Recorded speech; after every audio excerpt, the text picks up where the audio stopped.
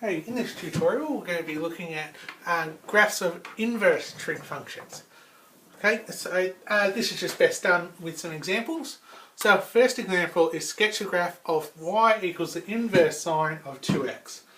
Okay, so the idea there is that what we need to do is actually find the inverse of this. So the way we do that is we replace our y with our x and our x with our y. So we just switch them around, so that we've got x equals inverse sine of 2y. Okay, therefore it means that we've got then 2y equals sine of x, so y equals a half sine of x. Okay, now remember with our inverses, okay, we need a small domain, okay, so that part of this function here, okay, is a one-to-one function. So what I've sketched over here, okay, is part of a sine curve, okay, and it's part of this sine curve. You can see here our amplitude is a half. Okay, I know it's a little bit harder to see the grey lead, but the amplitude is a half here. Okay, and this black part here, okay, is a restriction in the domain from negative pi on 2 to pi on 2. That way we pass both the horizontal and the vertical line test. Okay, so we've got enough there. Okay, so we know our domain is this. Okay, that's our domain. Okay, and our range for this section, okay, our range is between negative a half and positive a half. Now that's important because, and so that's for this one, okay, because our domain and ranges switch for our inverses. So for our inverse, for y equals inverse sine of 2x, okay, the domain is going to be from negative a half to positive a half, and our range is going to be from negative pi on 2 to pi on 2. Okay, so we switch our x and y's and rearrange. Okay, we work out where our domain and range are and also switch those as well. Okay, the last part, okay, you can see this other line that we have on our graph here. That's the line y equals x. And the reason why I'm doing that is because to get our inverse, what we do is we actually do a reflection in the line y equals x. Okay, so we're actually reflecting in this line, so it's like a mirror image. Okay, so we need to think our domain's restricted to negative a half to positive a half. I've already marked on there. Okay, and our range is from negative pi on 2 to pi on 2. So I'm going to put a little mark up here. Okay, that's going to be the endpoint down there, and the mark down here is going to be our endpoint here. So we're got our big distance here, okay, from our y equals x. So what's going to happen? I'm actually going to curve in like this, okay, and then out like that, okay, to get our sketch.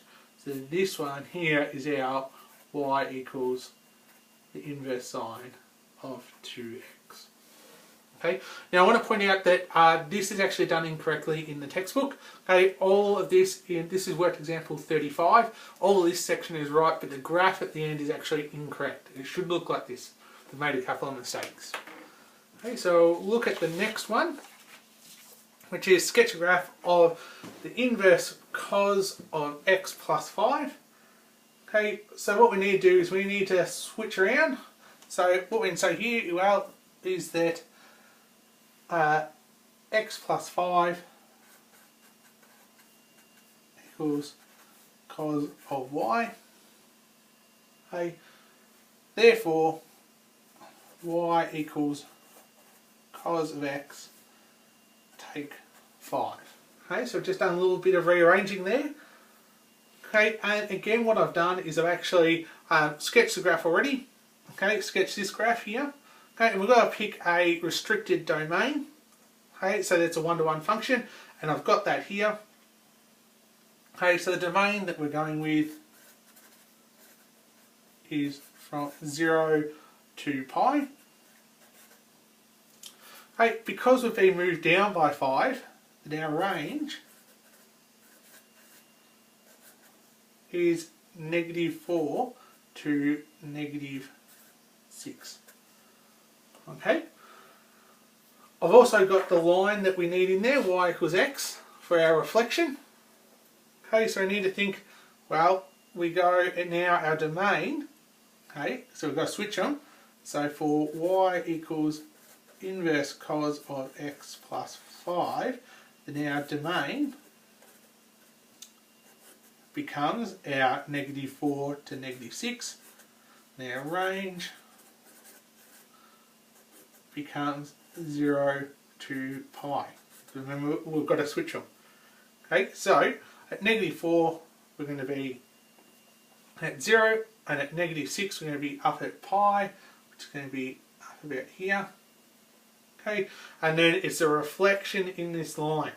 Okay, so we're actually going to go down like this and then across like that. Okay, and that will be our sketch of y equals the inverse cos of x plus 5. So again, done a bit of rearranging, worked out where our domain and range are, and then switched them for our function that we're trying to find. So we've got one more worked example. Okay, so we want to sketch the graph of y equals 3 inverse tan of x. Okay, so again we can rearrange it. Okay, so we can say, well, y over 3 equals inverse tan of x. Okay, so that means that x equals tan of y on 3. Okay, which means that y equals tan of x on 3. Okay, so for that it means that our period, this one, remember our period for tan is found by pi on n, where this is our n value, so our period is pi on 1 on 3, which equals 3 pi. Okay, we have no horizontal or vertical shifts, so what I've done is I've sketched our graph. Okay, and again we need part of our graph, okay, that represents a one-to-one function, so that's the section I've done in black. And here we have our line y equals x. Okay, so we need to think, okay, well, what is the domain of the part we're looking at? Okay, well, the domain, we've got to use round brackets now because our domain is bound by asymptotes. So it's -3 pi on 2 to 3 pi on 2, and our range is r, all real numbers. Okay, so we need to switch them. So for y equals 3 inverse tan of x, well, our domain is going to be r, and our range is going to be our minus 3 pi on 2, oops, sorry, that should be a bracket, to 3 pi on 2. Okay, so our range is actually going to be now bound by asymptotes. So what we need to do is actually look at our asymptotes. So I've put a little mark for myself already. Okay, so I know now that my 3 pi on 2, okay, is up here. Okay, remember, by convention, asymptotes are drawn as dashed lines, usually red. Okay, and here is -3 pi on 2. They're our bounds for our range. Okay, and our domain is unrestricted. Okay, and remember we've got to reflect in here. Okay, so wherever we cross our line y equals x, okay, is where our two graphs are going to intersect. So we're going to intersect here. It's going to reflect out like that and keep coming. Here we're going to come through here as well, and then keep coming through here. Okay, and this one here is our y equals 3 inverse tan of x. Okay, so we looked at inverses earlier in the chapter, so this is the last section for chapter 2. Okay, so hopefully it's enough to get you finished off.